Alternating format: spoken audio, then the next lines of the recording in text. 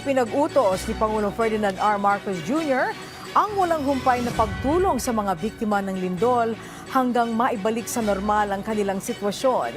Pagtitiyak naman ng pamahalaan na nanatiling sapat ang pondo ng gobyerno sa pagtugon sa epekto ng mga kalamidad sa bansa. Si Clazel Pardilla sa sentro ng balita.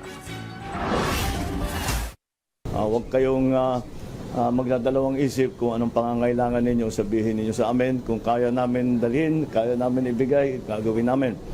Tiniyak ni Pangulong Ferdinand R. Marcos Jr. ang patuloy na pagtulong sa mga biktima ng lindol hanggang makabangon mula sa epekto ng kalamidad. Sa kanyang pagbisita sa Davao Oriental, inatasan ng presidente ang mga ahensya ng gobyerno na alalayan ang mga naapektuhan ng kalamidad sa Davao at Caraga Region mula sa pagbibigay ng pagkain, tirahan at gamot. Hindi kami aalis dito, hindi aalis ang DSWD, ang DOH, ang DPWH, lahat na yang DSUD, ang CDO, lahat wala sa aming aalis dito hangga't lahat ng the citizens na natamaan ay nakabalik na sa more or less na normal na buhay.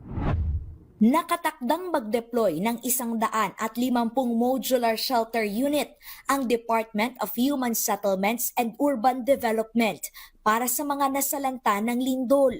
Lalagyan ito ng palikuran, kusina, supply ng tubig at kuryente. Pagsisiguro ng presidente, mas matibay, komportable at pangmatagalan ang ipamamahaging pansamantalang kanlungan.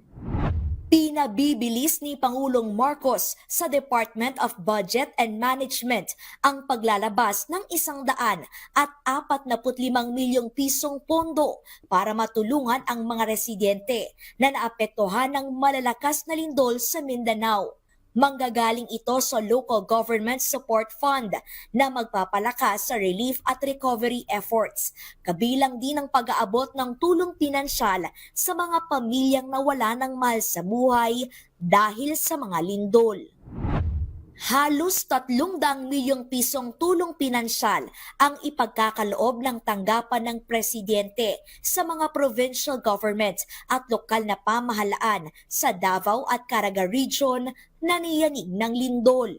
I know that lahat ng bawat lugar may kaibahan sa pangangailangan. Yung iba, kailangan ayusin yung water supply. Yung iba, kailangan buksan yung kalsada. Iba-iba. And that's why, ang thinking namin, ibigay na lang namin sa inyo yung pondo. Mas alam ninyo kaysa sa amin ang pangangailangan dun sa area ninyo.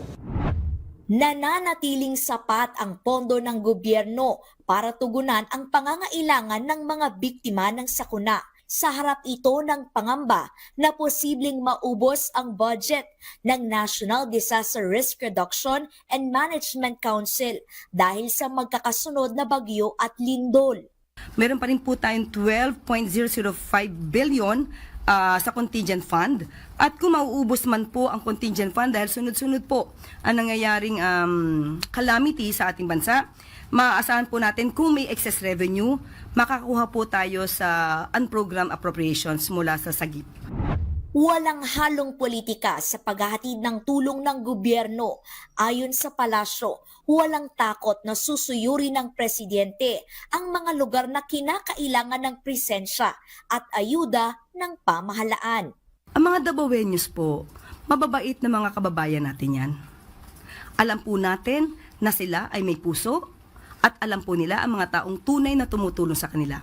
Hindi po matatakot ang Pangulo na siya ay pumunta sa Davao dahil ang mga Davao ay kababayan natin at sila po ngayon ay nangangailangan ng tulong. So wag gawing pamumulitika ito para takutin ang presidente para pumunta ng Davao. Hindi po matatakot ang ating presidente pumunta sa anumang rehiyon ng bansa natin dahil siya po ang presidente at siya po ay tutulong sa lahat na nangangailangan ng mga kababayan natin.